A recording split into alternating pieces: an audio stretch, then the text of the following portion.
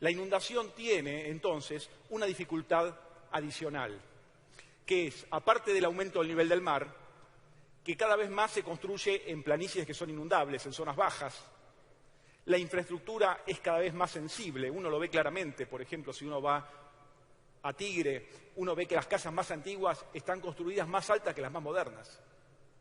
Y entonces uno se da cuenta de que no se tiene en cuenta el riesgo que puede haber, ¿no? Hay déficit de obras públicas y también hay déficit inclusive de planimetrías para saber cuál es el periodo de recurrencia que tienen las inundaciones en una determinada zona. Para analizar qué han hecho otros países respecto de estas cuestiones, yo elegí 4 situaciones, 4 países para comparar. Uno es Noruega, el otro es España, el otro Estados Unidos y el otro Inglaterra. 4 países desarrollados que en algún punto han avanzado sobre las coberturas para inundaciones y para tormentas, más allá de lo que hemos avanzado nosotros, y cada uno con una alternativa diferente. En el caso de Noruega, el aseguramiento de las tormentas y inundaciones se hace en forma obligatoria para todos los seguros de incendio. Esto quiere decir de que de esa manera se evita la antiselección. Todo aquel que compra una cobertura de incendio para una vivienda está comprando automáticamente una cobertura de inundación. Esa cobertura es asumida por un pool de aseguradores. Aquella compañía que quiere intervenir en el ramo de incendio tiene obligatoriamente que participar en el pool de aseguradores en función, como una prorrata, en función de la producción que tiene. Y está obligada a asumir el riesgo. Tiene un límite de cobertura de $1.000 millones y si en algún momento ese límite no alcanza para un determinado fenómeno, se paga a cada asegurado en forma proporcional, ¿no?, repartiendo el infraseguro, digamos, entre toda la comunidad. No tiene garantía estatal, pero sí existe un fondo estatal para aquellos riesgos que no son asegurables, porque de alguna manera el pool no ha podido establecer una cobertura para determinados riesgos, ¿no? Este sistema funcionó muy bien, funciona desde hace más de 20 años y ha pagado el 77% de los daños que ha pagado para tormentas, el 14% para inundaciones, 6% para marejadas y 2% en el caso de avalanchas.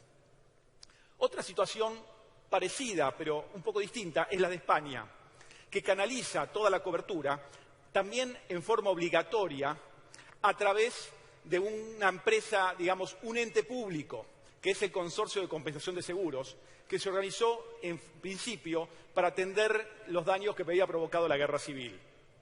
El Consorcio de Compensación tiene garantía estatal y no solamente otorga la cobertura para los ramos de incendios, sino también para los seguros técnicos, por ejemplo, los de ingeniería que vimos hoy con Claudio, seguros de personas, inclusive seguros de automóviles. Y ha pagado, de todos los siniestros que ha pagado, el 61% han sido inundaciones. Acá me quiero detener en un aspecto y que me parece que también deberíamos reflexionar. Las inundaciones muchas veces producen incendios. La póliza de incendio en la Argentina excluía terremoto y excluía inundación. Entonces, para tener cobertura por la rama, por un incendio, en caso de terremoto, había que tener cobertura de terremoto.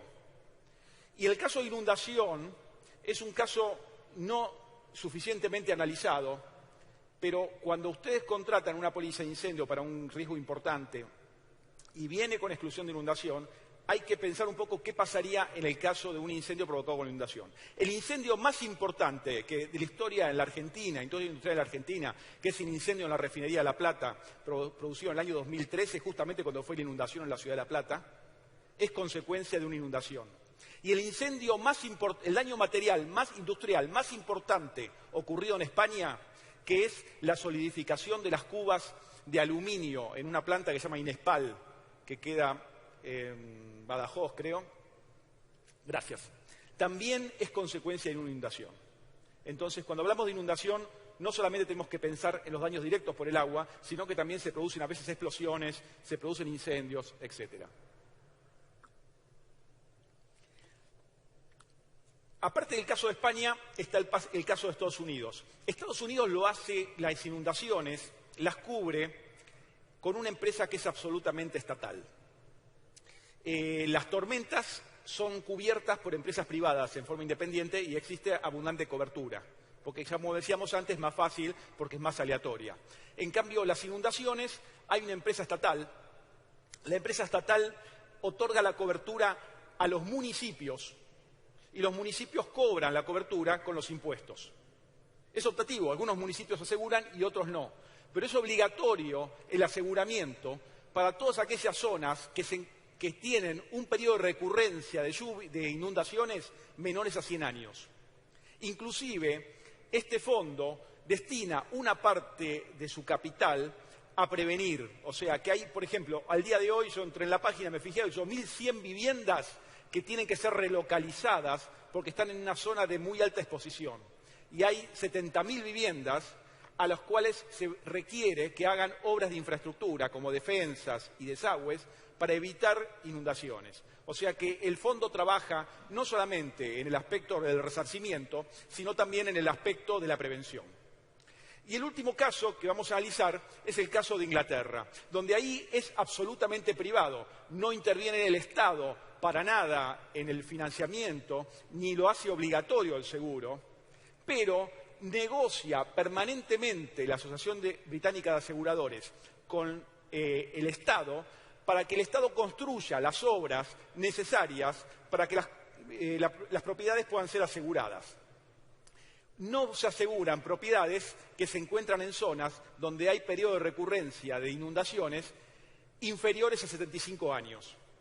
Ahí ustedes ven lo que son las defensas del Támesis, que justamente fueron construidas después de una gran tormenta en la década del 50 para prevenir las inundaciones y permitir que Londres pudiera ser asegurado. Entonces, ahí hay 4 alternativas con distintas opciones. Yo creo que claramente esta alternativa de Inglaterra sería la más difícil de aplicar, porque difícilmente los gobiernos podrían comprometerse a hacer todas las defensas que hay que hacer para evitar que las inundaciones tengan periodos de recurrencia mayores a 75 años. Creo que la de Estados Unidos es difícil de aplicar porque es difícil cobrar impuestos a todos, digamos, y ahí cobran la prima a través del impuesto. Pero la de Noruega a través de un pool de aseguradores y la de España a través de una empresa estatal de seguros que haga obligatoria la cobertura de inundación en conjunto con algunas coberturas de los seguros de propiedad patrimoniales, puede ser interesante. Creo que podría formar parte de un plan para poder incrementar las coberturas de seguros para este tipo de eventos, que realmente creo que hay mucha necesidad.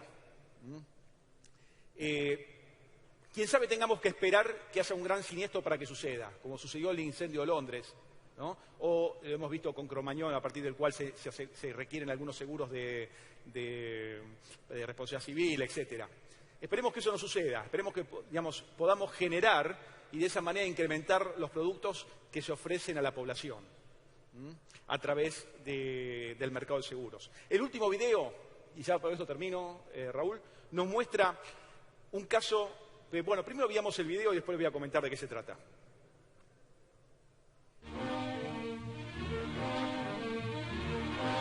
The waters eddy through the streets of Buenos Aires.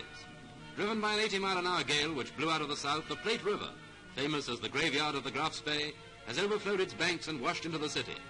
The residential suburbs are underwater. Electric power is cut off to the whole of the city. And people whose houses are undermined are forced to seek refuge on higher ground. Police and firemen deal with the problem of refugees. And as the water recedes, people from the outlying farmland stream into the city after they have lost everything they possess. Many thousands are homeless, while nearly a score have lost their lives. With the damage approaching nearly £1 million, Argentina faces the problem of reconstruction after her most destructive flood of the century.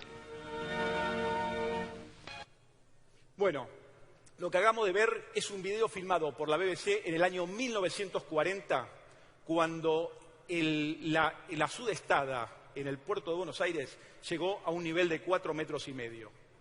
Desde el año 1940 nunca más se alcanzó ese nivel. El periodo de recurrencia de un evento como esto es de más o menos 300 años, ¿no? O sea, estamos, inclusive con lo que hemos visto estos días, estamos lejos de tener el peor evento que podemos llegar a tener, ¿no? Inclusive el Tango Sur, que habla de la inundación, fue unos años posteriores a esta gran inundación del año 40, que fue un evento realmente muy importante, ¿no? Cuando yo estudiaba en la ciudad de La Plata, y me acuerdo en una calle había un nivel que decía hasta aquí llegó el agua en el año 1940. Ahora, yo consulté en la última inundación de La Plata y el agua no había llegado ni a la mitad de ese nivel. O sea, la situación puede ser mucho peor, porque ocurrió en la inundación de La Plata del año 2013, el nivel del río de la Plata era de 1 metro inferior al nivel que alcanzó en el año 1940.